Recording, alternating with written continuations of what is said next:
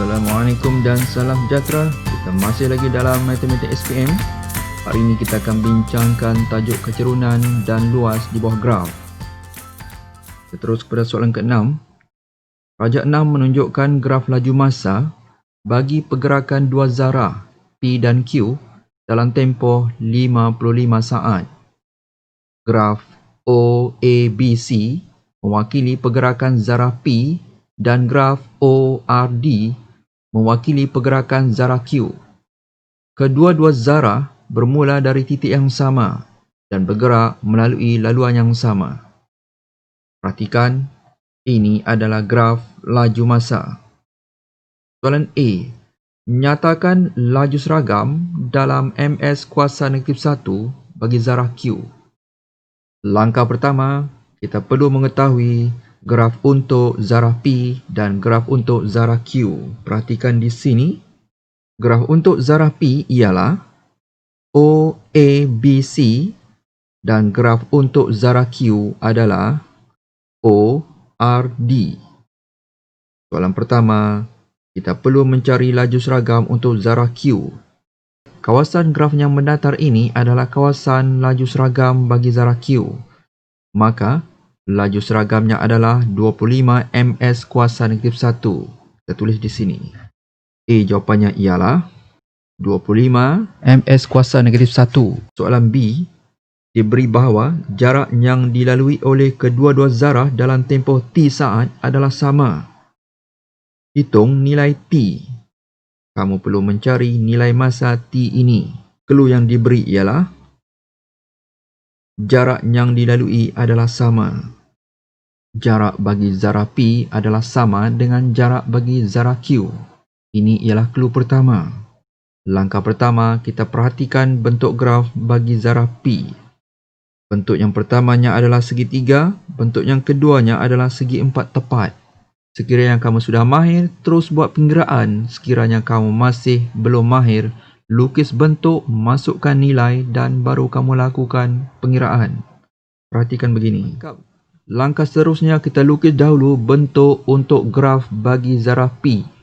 Untuk zarah P, bentuk pertamanya adalah bentuk segitiga. Lukis segitiga. Bentuk kedua untuk zarah P adalah berbentuk segi empat tepat. Kita lukis segi empat tepat. Perhatikan, kita hanya melukis bentuk sehingga di sini saja kerana soalan ini hanya meminta kamu untuk mengira sehingga T saat di sini saja. Jadi segitiga ini tidak termasuk. Selesai melukis bentuk graf bagi zarah P, langkah seterusnya kita masukkan nilai bagi kedua-dua bentuk ini. Segitiga di bawah ini nilainya ialah 10. Datangnya dari sini 10 dan di sini nilainya ialah 15. Tulis 15. Seterusnya untuk segi empat tepat ini, panjang ini adalah T tolak 10. Tulis. Dan panjang ini ialah 15. Tulis. Seterusnya, kita lukis bentuk graf bagi zarah Q. Perhatikan di sini. Ini ialah graf bagi zarah Q dari O, R dan D. Dan bentuknya ialah segitiga. Kita lukis dahulu. Perhatikan sekali lagi, kita hanya perlu melukis bentuk sehingga di sini sahaja. Kerana soalan B hanya meminta kita untuk mengira sehingga T saat. Kita lukis bentuk segitiganya di sini. Untuk tapak segitiga ini, nilainya ialah T. Kerana T tolak kosong adalah T. Seterusnya, tinggi ini ialah 25. Tulis. Langkah seterusnya, sekiranya kamu sudah mahir, terus buat pengiraan. Sekiranya masih belum mahir, tulis formulanya dahulu. Formula segitiga, formula segi empat tepat dan formula segitiga. Tulis begini.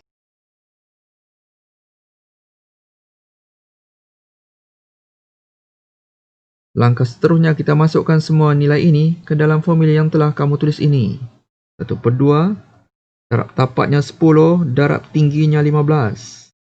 Seterusnya, panjang darab lebar. Panjangnya ialah T tolak 10, darab dengan 15. Hati-hati di sini. Pastikan T tolak 10 ini ada kurungan. Seterusnya, kita isi nilai untuk segitiga berwarna hijau ini. 1/2 darab tapaknya ialah T. Darab dengan tingginya ialah 25. Kita besarkan dan fokus kepada soalan B sahaja.